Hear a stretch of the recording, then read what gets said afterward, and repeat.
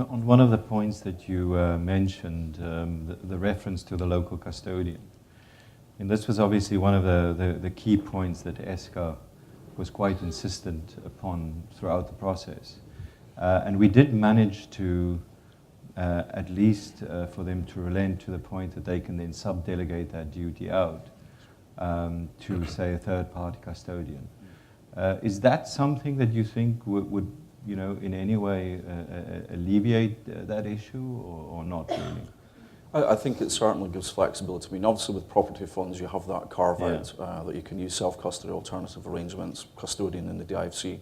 The fact that you can delegate out certainly helps, and bear in mind that this is a starting point for the regime itself. So I think we need to consider any views, as we go through the first few applications. I think that's important in terms of how that's rolled out, and take it from there. Okay. The other thing that's quite interesting, in the onshore regime, the way that I understand it, there's this broad term of marketing and promotion, whereas the DFSA is slightly more specific in what is financial promotion, what is advisory components around that, and what is, say, arrangement components, which are all separate, essentially regulated financial services for you. How does the protocol, does it cover all of those in terms of the marketing and promoting? Yeah, I think it's a really key point to how the regime works in its entirety, and the ability for DIFC firms to engage in this regime. So first and foremost, it's applicable to the fund manager, who will come in and register the fund, and if it's marketing indirectly, any agents that it also appoints, and then once the fund's registered as well, other licensed persons. But what does that actually enable them to do?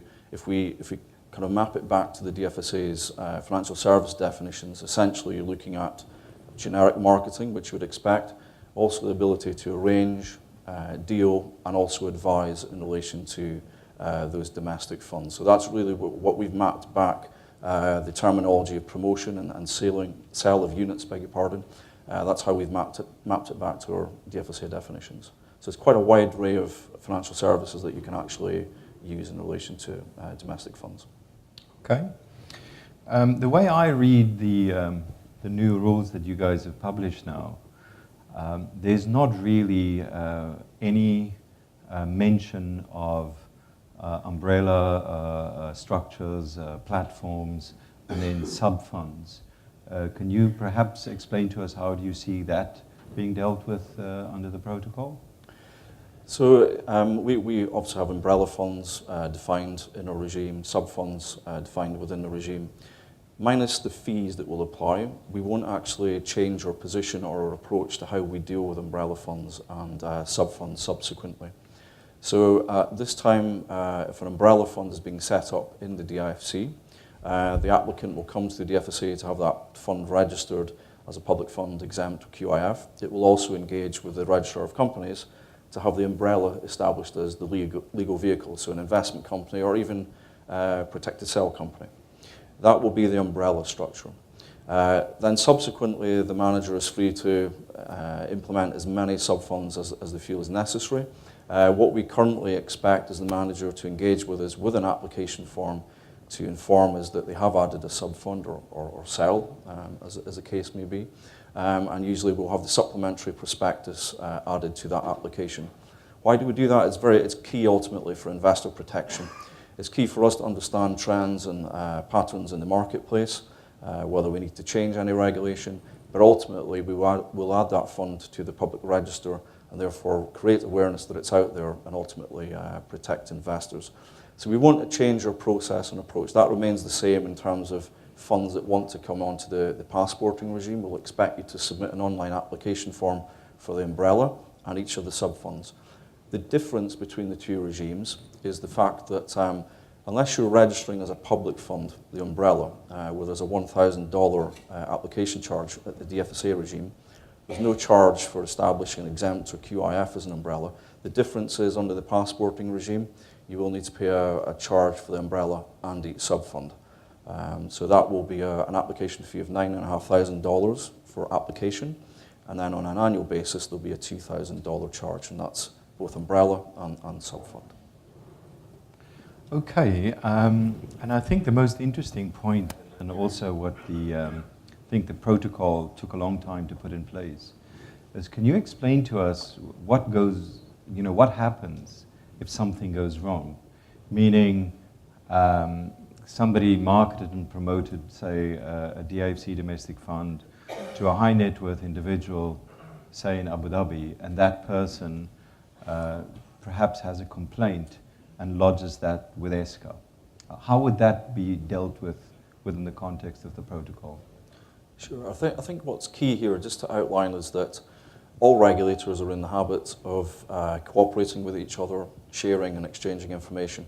And if we look at securities regulation, which this captures the fund regime, we've got the IOSCO MOU, which facilitates and compels us to do that. And we also enter bilateral MOUs with other regulators. So we're in the habit of sharing and exchanging information and cooperating. We would expect, if there's a complaint in any of the jurisdictions, for us to engage with the other regulator. And I think the key point here is, where's the fund domiciled, where does the fund manager reside, and where are they regulated? And naturally, that regulator then has to take the lead on that complaint, as one example. We may then seek the host jurisdiction regulators to get involved with that, sharing and exchanging information, whether it's an inspection or information that they've gathered to assist us with that complaint or any other action that's needed. Okay, but I think for me the key point that I also want to get across is that at no point within that process would DFSA relinquish control of its supervision or enforcement duties. It will always be the primary regulator in terms of those funds. Absolutely, at all times. Yeah.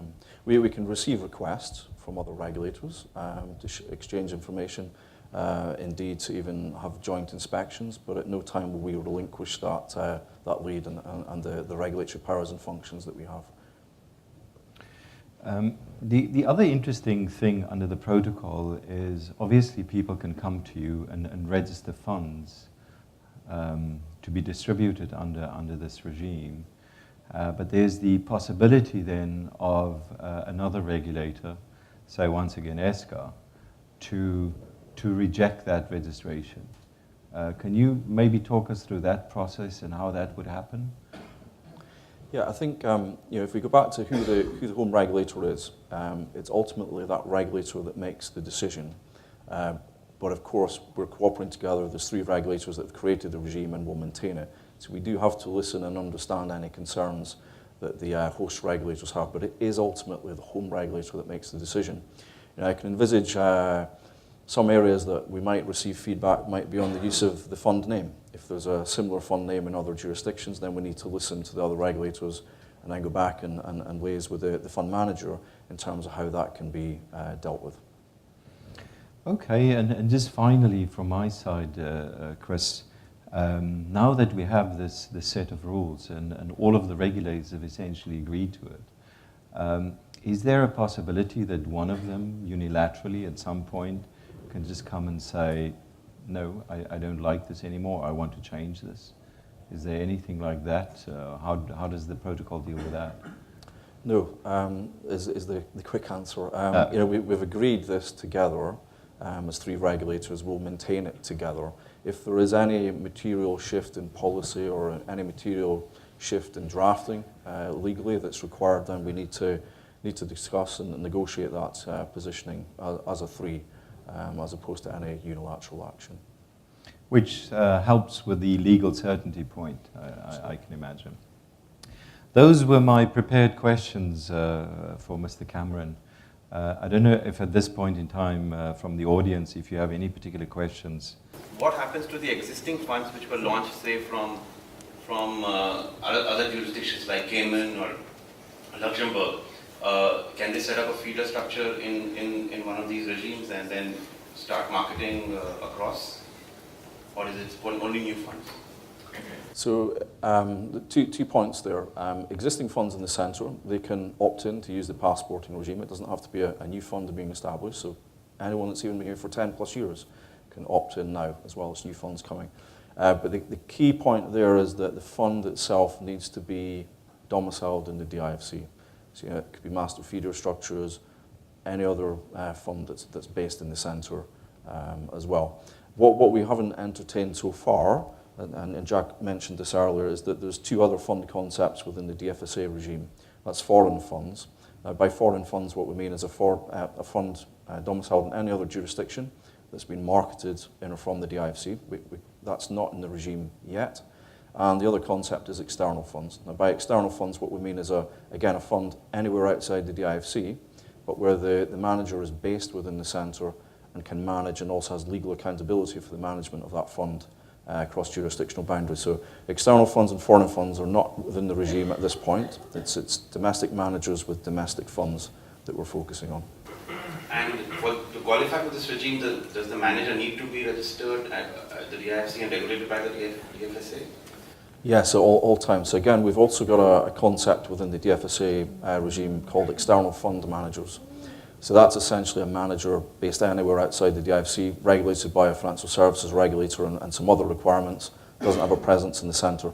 That's not caught within the regime. So you need the manager and the fund itself to be in the DIFC and regulated by us.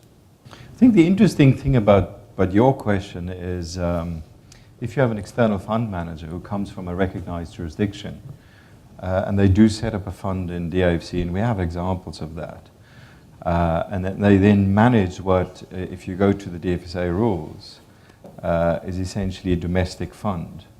The question then is, does it qualify? And I can see on your first point that, and it's something that we're certainly looking at to expand this, is how do you then use the feeder regime, a feeder regime of sorts, to allow foreign funds to come set up here, which is then a regulated domestic fund to then access. I think the key point here is we do want the centre to be growing as a funds jurisdiction of substance, and not just be a conduit of sorts. I think there's value in all of us as the DIFC growing as a funds jurisdiction of substance. So it's an interesting proposition, that may come from this.